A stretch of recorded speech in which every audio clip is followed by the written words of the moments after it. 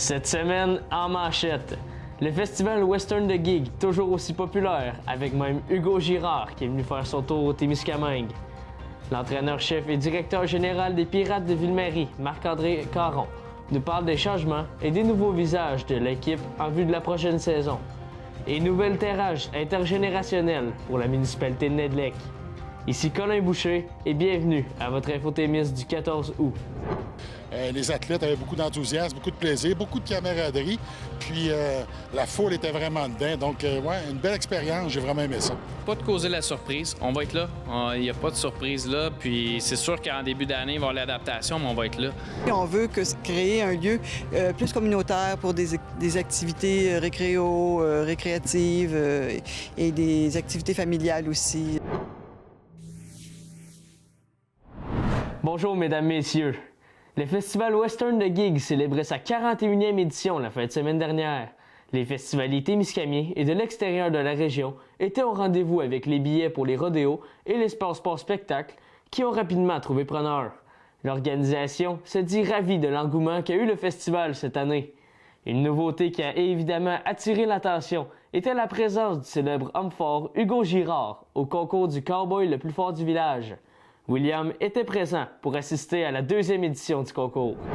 Ouais, c'était impressionnant. Écoutez, c'est différent de ce que je faisais, mais c'était tout aussi difficile. Les athlètes avaient beaucoup d'enthousiasme, beaucoup de plaisir, beaucoup de camaraderie. Puis la foule était vraiment dedans. Donc, une belle expérience. J'ai vraiment aimé ça. Bien, écoutez, le défi aujourd'hui, c'est qu'il y avait beaucoup d'épreuves. Je pense qu'il y avait 6 différentes épreuves dans l'épreuve. Donc, on parle de 2 minutes de performance. C'est quand même très demandant, surtout au niveau cardiovasculaire. Puis on l'a vu, les athlètes ralentissaient à mesure que ça avançait. Donc oui, c'est le genre d'épreuve qui est très demandant au niveau du cœur et du souffle. Fait que j'étais content d'être en retraite aujourd'hui et de regarder les autres le faire. Et c'est plaisant ici de faire son petit tour au Témiscamingue, pas à ton premier tour ici. Tu fais toujours plaisir de voir la région, mais est-ce que c'était ta première fois au Festival Western? C'est la première fois au Festival Western, mais je viens souvent, au moins, au minimum, une fois par année, rencontrer les gens de Gidrolette et Fils. Donc, Martin, puis ses gars. C'est devenu des amis avec le temps. Donc, c'est toujours le fun de revenir dans le coin. Puis, regardez, on a une super de belle journée. C'est ma première fois au festival ici. Ça m'a fait découvrir de quoi que je connaissais pas. Les gens, c'est toujours une belle hospitalité. Les gens sont gentils, sont fins, sont très sociaux. Fait que pour moi, c'est un peu comme des vacances. Annabelle, on a changé un petit peu la formule pour la deuxième édition. On reste encore avec des épreuves de force, avec un peu de rapidité pour ce deuxième concours de l'homme fort de Saint-Bruno-de-Guigue. Oui, cette année, on y était avec des épreuves. Là. On a misé encore plus sur la rapidité. On veut que nos hommes travaillent fort du début jusqu'à la fin. Là. Donc, vraiment des épreuves variées, là, autant des lancers en hauteur, des sauts en longueur. On a fait travailler, je pense, toutes les parties du corps de nos hommes forts là, cette année. Là. Ça a été vraiment bien fait. Là. On a bien réussi. Et on a vu aussi qu'il y avait des femmes fortes aussi. Là. Ils compétitionnaient contre les hommes. On était très égalitaires. Il y en a qui ont très bien performé. Oui, les femmes, on avait trois femmes parmi mes 8 participants. Ils ont extrêmement bien réussi. Là. Je te dirais qu'il y en a même certaines qui ont mieux participé que des hommes. Donc, chaque épreuve avait fonctionnait d'une certaine manière. Autant filles que garçons, ils ont très bien performé. Puis j'étais vraiment heureuse de voir la diversité des participants aujourd'hui. Là. Et pour vous, ça a été un bel ajout aussi d'avoir l'homme fort du Québec, Hugo Girard, qui était ici. Ça rajoute quelque chose. Ça doit être cool d'avoir un homme fort comme ça qui se déplace pour encore un peu plus de crédibilité à votre concours. Oui, en plein ça. Donc, on s'est affilié avec BMR. Eux, chaque année, Hugo vient faire un tour directement à leur boutique. Donc, on a dit, on met nos dates ensemble. Puis Hugo, il a tout de suite embarqué dans l'idée. Là. Il était vraiment heureux de dire, je vais pouvoir venir voir du monde, je vais pouvoir parler avec les gens. Puis on l'a vu aujourd'hui, il était vraiment pas gêné. Il est vraiment là pour aider les gens. Puis c'est beau de le voir comme ça, interagir avec tout le monde. Là. Et il y en avait beaucoup de gens qui étaient venus le voir. On doit être content là, de la foule qui était présente. Oui, l'année dernière, la foule ressemblait beaucoup à ça. Cette année, les estrades débordaient. Beaucoup de gens sont vraiment heureux de voir Hugo puis de prendre une photo. En ce moment, il y a encore la séance photo qui a lieu. Les gens sont heureux de pouvoir parler directement avec lui, là, pas juste le voir à la télé. Là. Franco, deuxième victoire consécutive ici au concours de l'homme fort du village au Festival Western de Saint-Bruno-de-Guigue. Est-ce que ça a été plus difficile que l'année dernière ou pas mal semblable? Je te dirais plus semblable un peu, mais plus de poids, ce qui est un avantage pour moi parce que je suis plus quelqu'un de force que de rapidité. Fait qu'en ayant plus de force à donner, je vais me laisser un plus gros gap avec mes compétiteurs. C'était quelle l'épreuve la plus difficile que tu as fait le plus suer? Je te dirais que celle que j'ai trouvée la plus difficile, c'est vraiment les courses. C'est de courir pour nos sacs de poids. Puis c'est plusieurs allers-retours à faire la course, mais de brûler plus d'énergie, là. Il y avait quand même d'autres compétiteurs féroces. Oui, terminé au top de la montagne, mais il y avait de la bonne compétition, là. Oui, il y avait une bonne compétition, là. Parce que j'avais un petit gap de plus, là. J'ai quand même un bon 20 secondes d'avance sur le deuxième compétiteur, là. Vois-tu, ça mettait aussi un peu en valeur certaines qualités qu'un agriculteur a besoin. Il y avait de la paille, il y avait, on soulève des tailleurs. C'est pas toutes des choses qu'on fait tous les jours, mais quand même, on reste dans le domaine. Oui, puis je suis pas une personne qui prend le temps beaucoup de m'entraîner, mais le travail physique à la ferme donne une bonne preuve que ça peut forger un athlète là, sur la force, là. Merci beaucoup, Franco. Ça fait plaisir. Située à la halte municipale, la nouvelle terrasse intergénérationnelle de la municipalité de Nedlec a ouvert ses portes samedi. Cette nouvelle terrasse a comme but d'accueillir les citoyens nedlecois de tous âges et ainsi faciliter la vie communautaire. Un bel exemple de cette fraternisation était le dîner entre le camp de jour de la municipalité de Nedlec et les citoyens mardi midi. TV Témis était sur place. Lynn, on est ici devant la nouvelle terrasse intergénérationnelle ici à Nedlec, inaugurée samedi. Oui. D'où est venue l'idée de ce beau projet-là ici à Nedlec? Écoutez, à Nedlec, on manquait de lieux de rassemblement. C'est sûr qu'on va avoir le centre communautaire, la salle communautaire qui va être construite. Ça devrait en débuter en septembre prochain. Mais, entre-temps, il restait quand même qu'on avait besoin d'un lieu extérieur. Il y a le terrain de camping qui accueille des gens. Il y a le parc pour les enfants. Il y a le sentier urbain. Fait qu'on trouvait que c'était un beau complément d'avoir cette terrasse-là pour permettre aux gens de se réunir. C'est sûr, ça permet les pique-niques là, improvisés, tout ça, mais aussi on veut créer un lieu plus communautaire pour des activités récréatives et des activités familiales aussi, si les gens ressentent le besoin.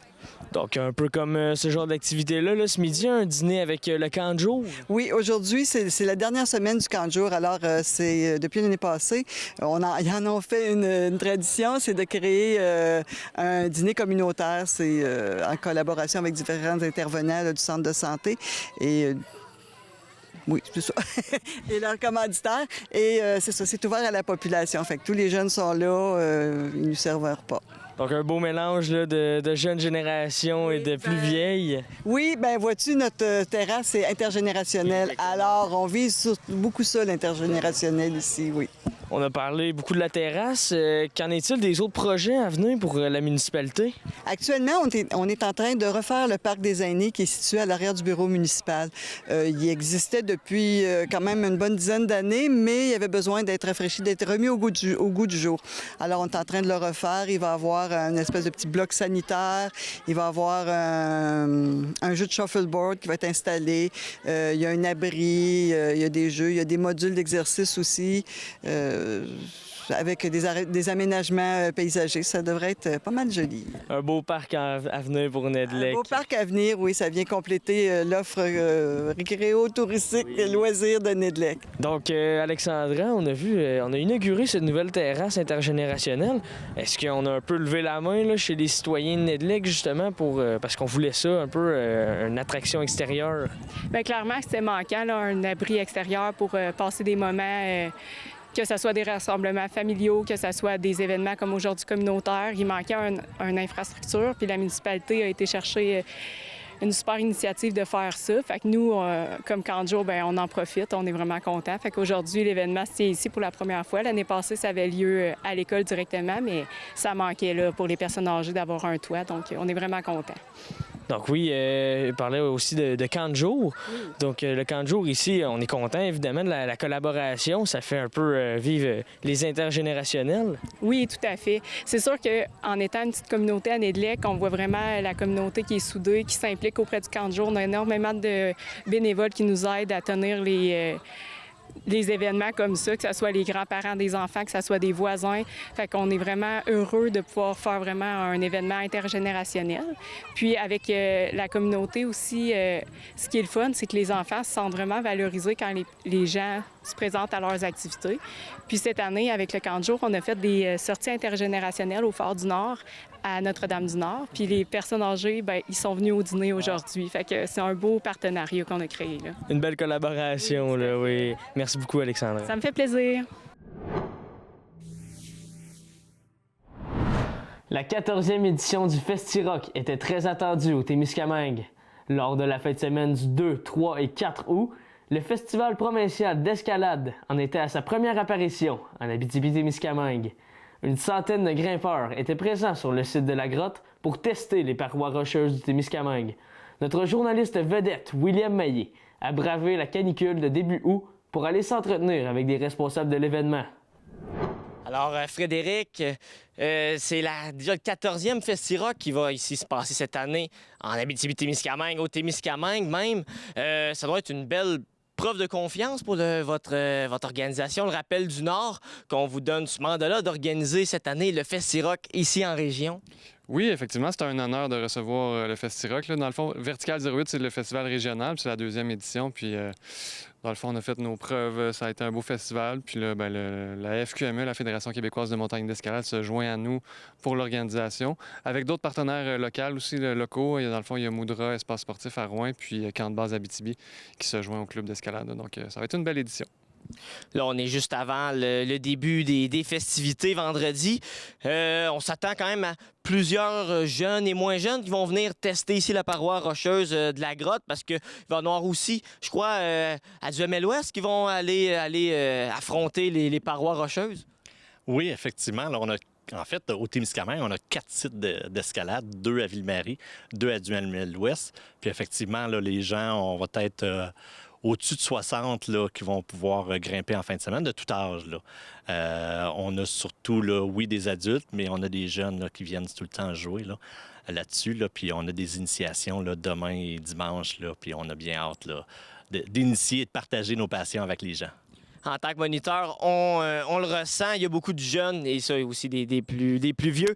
Ils sont vraiment ils sont curieux de tester l'escalade et de pouvoir aussi profiter sûrement de la nature qu'on a ici à 2 pas de chez nous.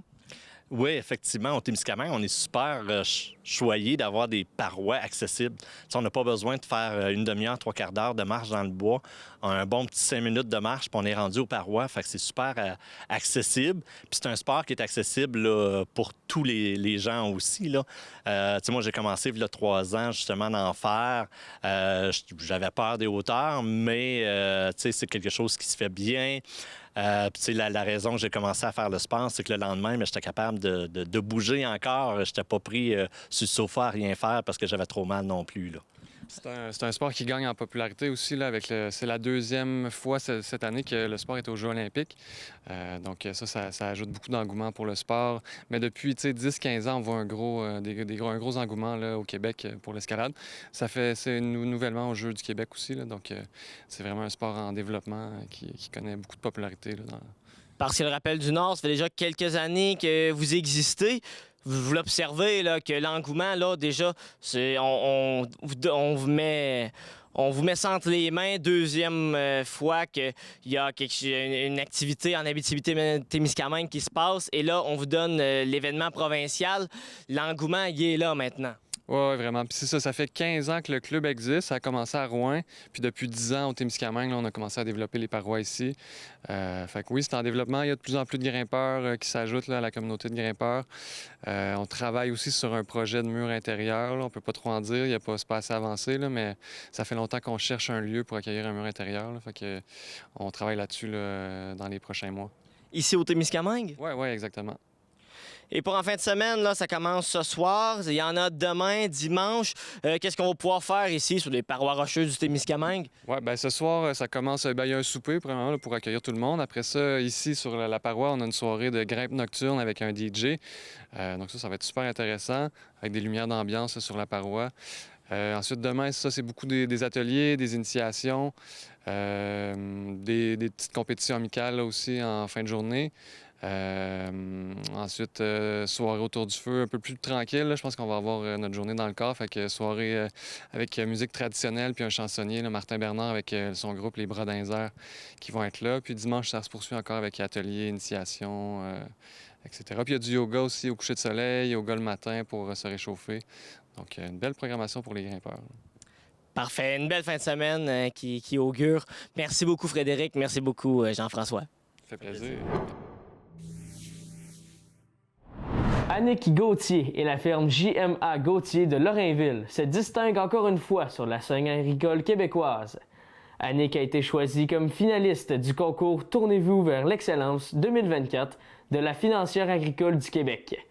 Ce concours vise à récompenser de jeunes personnes passionnées d'agriculture qui se démarquent par leur qualité de gestionnaire et leur réalisation.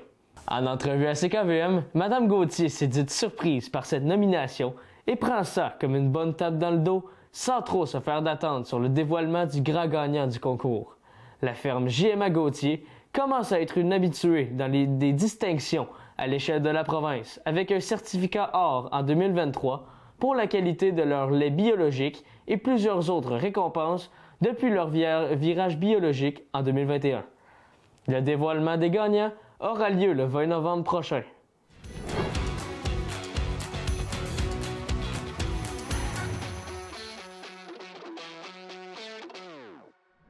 Au culturel maintenant. Le cinéma du Rift présente la comédie musicale Nos Belles Sœurs ce mercredi et jeudi à 19h30. Mettant en vedette plusieurs actrices québécoises telles que Geneviève Schmidt et Guylaine Tremblay, ce film est fortement inspiré de la mythique comédie musicale Les Belles Sœurs de Michel Tremblay. En fin de semaine, ce sera la comédie sentimentale Amène-moi sur la lune, ainsi que le film d'horreur Long Legs qui seront à l'affiche. Les femmes de Ricardo Trogi seront bien servies, alors que le film 1995 sera à l'affiche au Rift dès la semaine prochaine. Le spectacle bénéfice pour l'Écho du Clocher est allé chercher un impressionnant montant de 4 200 $ pour la survie de l'église de Lorrainville. Les soirées du 25 et du 26 juillet ont présenté un bon mélange de numéros de chant, d'humour et de théâtre à ceux qui se sont déplacés sous le clocher. Ville-Marie accueillait quant à elle, samedi le 27 juillet, le spectacle de la veillée légendaire avec la troupe de théâtre des productions raccourcies qui a mis en valeur le site riche en histoire du parc de la Grotte. J'étais sur place et j'ai pu m'entretenir avec le responsable de cette belle soirée au pied de la montagne, Guillaume Gonzalez. Dans le fond, c'était un peu pour essayer d'innover. C'est une compagnie, en fait, c'est les Productions du Raccourci, qui est une compagnie régionale en Abitibi-Témiscamingue. Ils sont d'Amos, puis qui sont réputés pour faire des spectacles de théâtre un peu innovants, qui mélangent chant, musique. On était déjà en contact et là, c'est un tout nouveau show qu'ils m'ont présenté, qui voulait absolument faire cet été à travers tout l'Abitibi-Témiscamingue. Et j'ai été séduit par leur proposition, c'est ça, de mi-théâtre, mi-conte, mi-chant, mi-spectacle musical un peu. C'est pour ça que je les ai choisis pour venir performer cet été ici.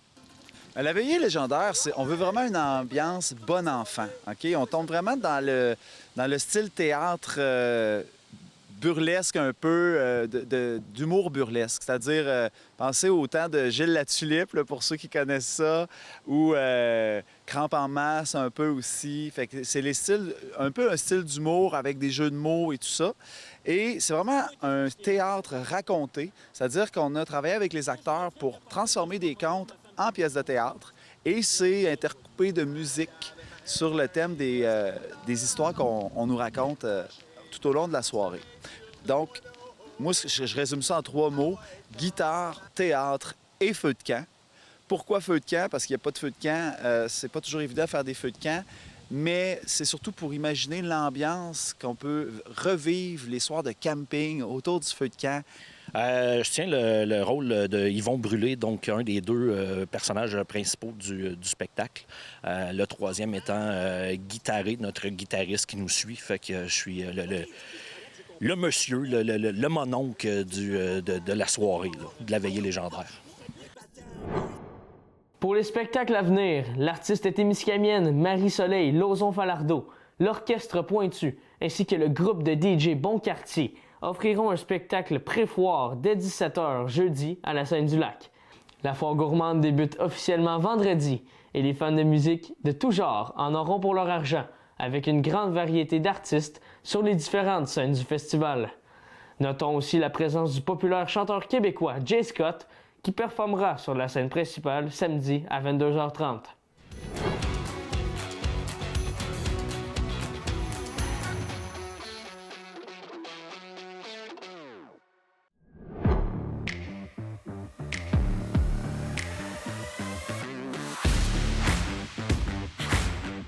Au sport cette semaine, la grande nouvelle qui a attiré l'attention est l'annonce de la pause des Titans de Témiscamingue pour la saison 2024-2025. Cette annonce a pu en prendre quelques-uns par surprise, alors que le propriétaire de l'équipe, Pascal Labranche, avait livré un message optimiste quant à la situation des Titans un peu plus tôt cette année. La raison de l'annulation de la saison 2024-2025 est le manque de signature de joueurs par le responsable du recrutement de l'équipe. Pascal Labranche explique qu'il a utilisé son droit de prendre une année de congé auprès de la GMHL pour remettre une équipe sur la glace pour la saison prochaine. Les Titans sont présentement en processus de vente et le propriétaire a indiqué que le transfert devrait se faire d'ici la fin de la saison. Le soleil est un peu plus radieux du côté des Pirates de Ville-Marie. Après une élimination hâtive à l'hiver dernier, la troupe de Marc-André Caron va tenter de rebondir et de faire un bon bout de chemin en séries éliminatoires. 3 anciens de l'équipe ont également obtenu un contrat pour poursuivre leur carrière d'hockeyeur en Europe. William s'est entretenu avec le directeur général et entraîneur des Pirates sur cette bonne nouvelle et les préparatifs en vue du quart de l'équipe qui arrive à grands pas. Ouais, super le fun. C'est des bonnes personnes, les trois. Là. Charles Campagna, ça fait quand même quelques saisons qu'il est plus avec nous. Il avait été joué aux États-Unis. Ensuite, ça fait 2 ans qu'il joue en France. Donc, lui, c'est pas étranger pour lui d'aller en Europe, mais quand même un nouveau défi, un calibre qui est plus élevé. Puis, parce que là, il va jouer en première division en Estonie. Donc, non, c'est un beau défi pour lui. Puis pour les 2 autres, là, je suis super content pour Michael Hébert et Olivier Lamotte, c'est sûr.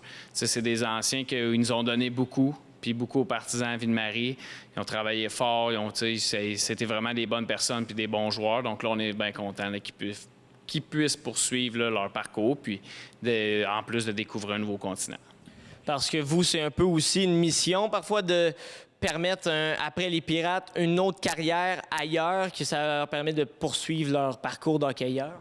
Ouais, on va toujours avec les objectifs de tout le monde. Il y en a que c'est après, ils ont terminé parce qu'ils veulent justement, mettons, terminer leur cours, ces choses-là. On permet à beaucoup de joueurs d'aller à l'école en même temps, puis ainsi de suite. Mais quand il y a un joueur qui veut poursuivre, peut aller soit en Europe, soit aux États-Unis, parce qu'il faut savoir qu'il y a quand même d'autres niveaux professionnels que tu peux jouer aux États-Unis. Ça nous fait plaisir de les aider quand ils ont le calibre, bien sûr. Puis, des épaulés le plus là-dedans. Je te dirais, c'est ça qu'on évaluait cette année.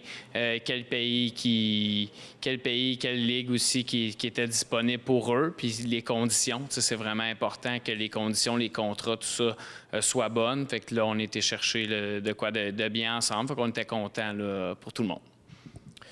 Et pour le futur, là, on voit qu'on est plus en mode estival.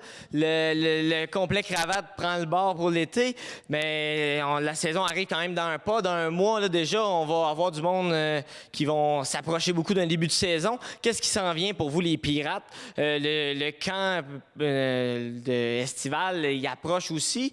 C'est quoi les prochaines étapes? Prochaines étapes, c'est sûr que ça continue pareil pendant l'été, là, même si on n'a plus de cravate, là, on continue à travailler sur l'équipe. Aussi, pour les joueurs, c'est sûr qu'ils sont en mode vacances si on veut, mais on se garde en forme pareil. On a quand même des glaces à Rouen de temps en temps, même si c'est pas officiellement pour les Pirates. Il y a quand même plusieurs joueurs qui jouent, ainsi de suite. Puis même moi, ça me permet d'avoir une saison l'été parce que j'en ai pas l'hiver. Puis là, on se prépare, comme tu dis, là, pour le camp. On a les horaires qui s'en viennent là, à partir de la mi-août, les horaires vont être faits.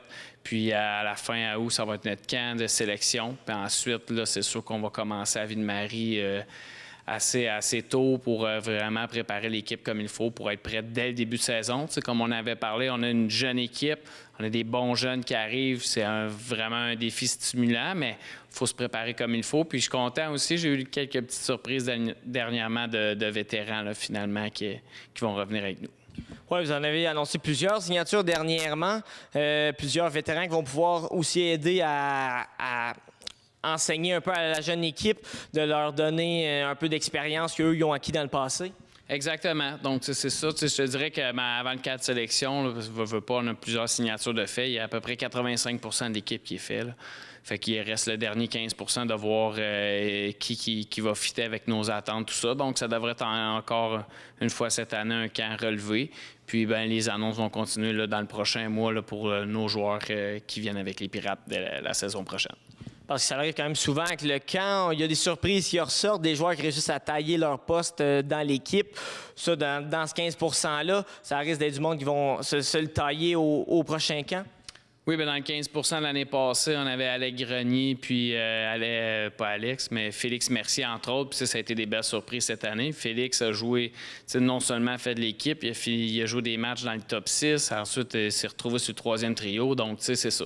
À toutes les années, il y a une progression. Nous, on les a vus au printemps. Mais en dedans de ces mois-là, surtout avec l'âge puis la préparation physique, ça dépend du parcours de tout le monde. Mais des fois, on a des belles surprises dès l'automne. Là, fait qu'on est encore ouvert aux surprises. Et on va tenter de causer un peu la surprise avec une équipe jeune, qu'on va tenter de faire compétition aux équipes qui sont en ce moment atteints la maturité. Mais c'est ça, on va donner notre 110 % et tenter de causer la surprise. Non, pas de causer la surprise. On va être là. Il n'y a pas de surprise là. Puis c'est sûr qu'en début d'année, il va y avoir l'adaptation, mais on va être là. Puis quand on va voir là, au printemps, puis à mesure que l'équipe va cheminer en série, on va être prêt. Il n'y a pas de « nous, on est une surprise » ou autre. Non, oui, on est un peu plus jeune, mais les objectifs ne changent pas. On veut finir dans les bonnes équipes, puis j'ai jamais coaché une game pour la perdre, fait que ça ne commencera pas cette année. Merci beaucoup, Marc-André. Merci.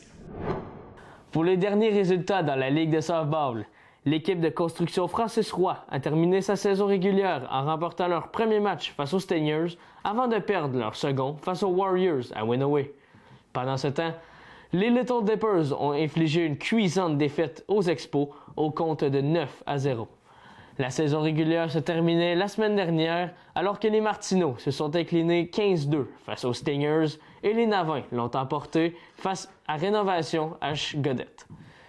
Le match pour départager les deux dernières équipes au classement général avait lieu lundi et les Little Dippers se sont garantis de la dernière place donnant accès aux séries éliminatoires en battant les Martineaux 15-9. Les séries débuteront officiellement cette semaine et se poursuivront jusqu'à la fin août.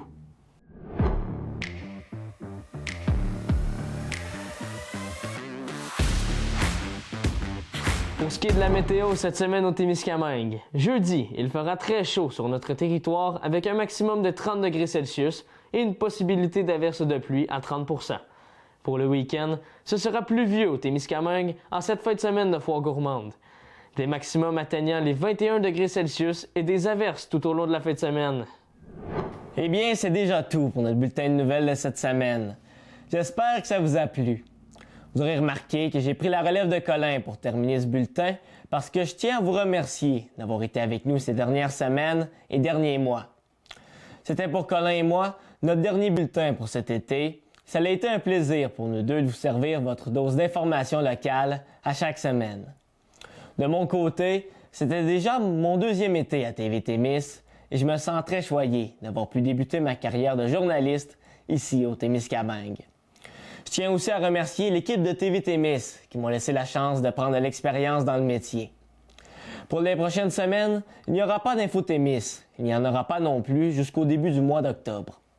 TV Témis est également à la recherche d'un technicien monteur pour cet automne. Là-dessus, je vous remercie encore une fois d'avoir été avec nous pour notre dernier bulletin de nouvelles cette semaine et je vous souhaite une très belle fin d'été. Au revoir.